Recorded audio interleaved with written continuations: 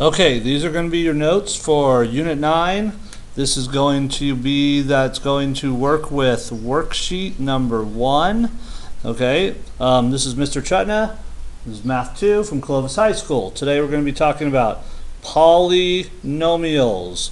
Okay, so what is a polynomial, you ask yourself? Well, the word poly literally means many, so that means many, and nomials means terms. So the word polynomial, if we were to translate it, it literally means many terms. Okay, so we're going to be looking at problems like 2x squared. That would be a polynomial. That polynomial right there has one term. Okay, so this is a one-term polynomial. We're going to be looking at problems like 5y to the third minus 2x to the seventh. This polynomial has two terms in it, so two terms here. Now you may be asking yourself, why two terms? Well, a term is any mathematical expression, and the expression could have numbers or variables or a combination separated by a minus sign, a subtraction sign, or an addition sign. So that right there, 5y to the third, that is a term. 2x to the seventh, that is a term. Two terms. Okay? We're going to be looking at polynomials that have maybe three terms, like 10x squared plus 9x minus 3. Okay, this right here, this polynomial has what we would call three terms in it. Okay, why three terms? Well, remember, a term is just a mathematical expression that is separated by an addition sign or a subtraction sign. So 10x squared is a term, 9x is a term, and then the 3 is also a term. So this would be three terms to it. Okay, so that's what we're going to be talking about today. And today we're going to be talking about adding these terms or polynomials together. How do you add them? And then how do you also multiply them in a distributive manner. Okay? All right, so before we get started, here's something to think about. Go ahead and read it to yourself. Okay? Nathan, go ahead and read it out loud. According to a recent survey, if you insert a musical instrument into a sentence, most people don't notice. Yeah, it's a joke. Somebody explain it to Lane. Because Lane probably is like wondering, what? Billy too. Go ahead, explain it to Billy as well. Okay? All right. So let's go into adding and subtracting polynomials. And then let's go into multiplying. Okay? So the first thing is adding or subtracting polynomials. Okay? Now, whenever we add or subtract, adding or subtracting polynomials, sorry, I got a little bit ahead of myself there. Right? That's going to be the first thing we're going to look at today. You want to think like terms. Okay? So when you're adding or subtracting polynomials, think like terms. Okay? And the process that you're going to remember to help you out is you're going to go coefficient plus coefficient, or it could be minus, so we'll go plus or minus coefficient.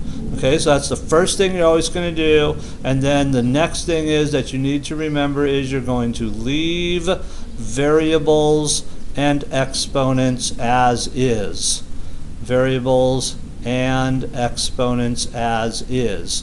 Okay, and we'll look at some examples so that you see how it goes. But that's, remember, so think like terms. Whenever you're adding or subtracting polynomials, think like terms, and then what you're going to remember is coefficient plus coefficient, or coefficient minus coefficient, depending on if the problem is a addition or subtraction problem, and then you're going to leave the variables and the exponents as is. Okay, so the first example, very simple one. Let's go 6x plus 6x.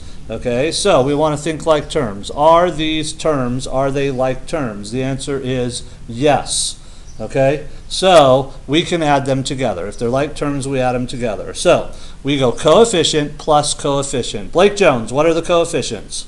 Good. So Blake Jones said, if you didn't hear him, you're going to go 6 plus 6. Those are the coefficients, and then you leave the variables and the exponents as is. And you just kind of merge them together there. So we're going to leave the x as x. Okay, and these don't have any exponents, so we're not going to worry about it. So what's my answer? 6x plus 6x is going to simplify into 12x. Okay, it's as simple as that. Let's look at a very basic subtraction problem as well. So let's say I say take 9y, and then I say subtract it from 5y. Okay, all right, so are these like terms? What do you think, MJ? You are right. Good job, MJ. She said they were like terms because they both have a y in them. So we go coefficient minus coefficient. So we're going to go 9 minus 5, and then we're going to leave the variables alone. So my answer for 9y minus 5y would become 4y. Okay? Another example, don't get confused if you have problems that have exponents in them. So let's say I have 4x to the third power, and I'm going to add it to 12x to the third power. So this is an addition problem. Okay, so once again, what do you do when you have an addition problem? You think like terms. Okay, all right, so Anthony, are these like terms? Absolutely, good job. Why are they like terms? Well, they both have an x in them, and both x's to the third power. So we're going to add them together. We go coefficient plus coefficient. 4 plus 12, and then we leave the variable x and we leave the coefficient alone. So this would become 16x to the third power. Okay?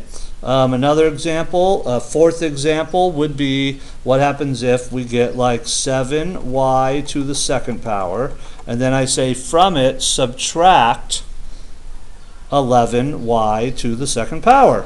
Okay? So we have to think like terms. Okay, Hannah Martin, are those like terms? Absolutely they are. So we can subtract them. So we go coefficient minus coefficient. That'd be 7 minus 11. We leave the variable y alone. We leave the exponents as is. That's a 2. 7 minus 11 is negative 4. So this problem would become negative 4y to the second power. All right? Okay, next example. Now, what happens if we're doing an addition problem and there are parentheses involved in the addition problem? So in other words, there are grouping symbols involved. So we have 10x plus 4y, say in the first parentheses. Then we're going to add that to 13x plus 9y. Okay, now, so if you are adding and you have grouping symbols, also known as parentheses, what you want to do is you want to first rewrite without parentheses, okay? So whenever you have parentheses, you always want to rewrite without parentheses. All right? Then, after you do that, you're going to follow the steps from up above. Okay, so how do you rewrite something without parentheses? All right, well, it's pretty easy to do. What you do is you take the number in front of the parentheses, which if there's no number there, it's a 1, and you distribute that number. Distribute means you're going to multiply it by everything inside. So 1 times 10x would become 10x, and 1 times positive 4y would make positive 4y. And when you distribute the leading value, the value in front of the parentheses, it will eliminate the parentheses, okay? If I did it over here, I have a positive, and then I have a 1 right here. If there's no number showing, it's implied that it's a 1. So if I distributed the positive 1 times 13x would give me positive 13x. Positive 1 times positive 9y would give me positive 9y. Okay, so that's the first thing we do if we have parentheses. Then we go up here and we think like terms. Okay, well, not every term is obviously a like term, but we do have some terms that are like. All right, Lily, which term is like with the 10x? Perfect. Lily said the positive 13x. Okay, Alex, Which term is like with the positive 4y? Perfect. Alex said positive 9y. So when they're like terms, remember what we do is we're going to go coefficient plus coefficient. So we're going to add the 10 to the 13. So we're going to go 10 plus 13, and then we're going to leave the variables alone, the x. So that part would become 23x. Okay, then we're going to put the y's together. So for the y's, we're going to go coefficient plus coefficient. Then we're going to go 4 plus 9, and then we're going to leave the y's alone. So the 4 plus 9 will become 13, and it's a positive 13, so we would get positive 13y. That would be your solution to number 5, and the reason, and you can't do anything else with that. Why can't you add 13y to 23x, Ethan? Yeah, you're absolutely right, because these aren't like terms. Okay? All right. Last one that we're going to do, part F. And by the way, you guys should be writing this down. And if you didn't write it down and I was doing it, what you can do is you could go back and it'll be posted on Google Classroom and you could then watch it. And remember, as you watch it, smash that like button. Okay? I want my videos to go viral. Okay? All right. So let's do one more. So let's say I have 5x to the second power plus 9x minus 2 in parentheses. Then I have a minus sign, and then I have 4x squared minus 6x minus 10. All right, so we're going to work out this problem here, so we're going to simplify it. It is a subtraction problem, but it has parentheses. So what's the first thing that we do when we have parentheses? Kaylee Lore? Wonderful. You rewrite the problem without parentheses. Kaylee Lore, great job. You are now the captain again. Kinley, you're fired. Okay, so how do we rewrite it without parentheses? Simple.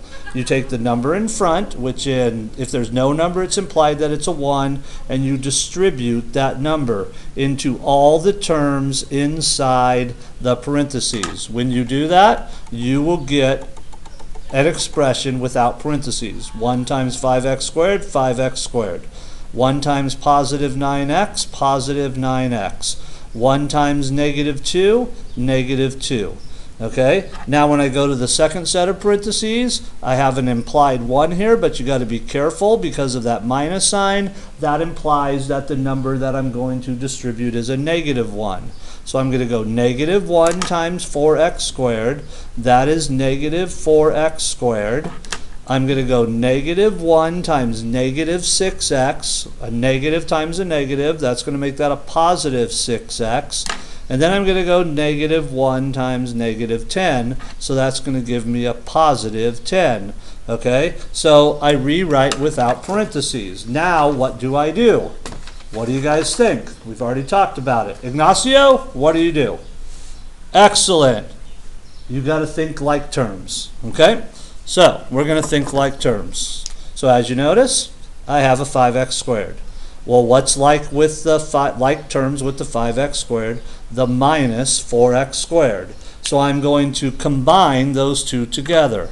Okay, I'm going to go 5 minus 4, that's going to give me 1, and then I leave the variable x and the exponent alone. So 5x squared minus 4x squared gives me 1x squared. Then I'm going to move on to my next like term.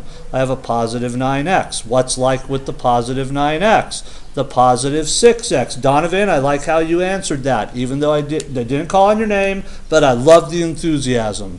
Okay, so what am I going to do? I'm going to go coefficient, positive 9, plus coefficient, positive 6. That's going to give me positive 15. Leave the variable alone, 15x. Okay, and then if you notice at the end here, I have a negative 2, and that's just a normal constant number, no variable to it.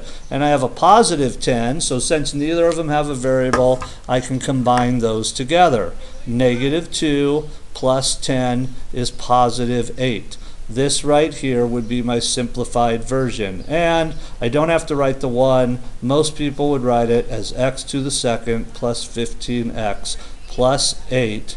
Okay, and that would be how we simplify. Okay, all right, so your teacher is going to give you a worksheet here, and there's a bunch of problems on the worksheet, but all I want you to do on the worksheet is just do numbers 7 through 17 from the worksheet that the teacher is handing out. Okay, all right, so be fruitful and math it up.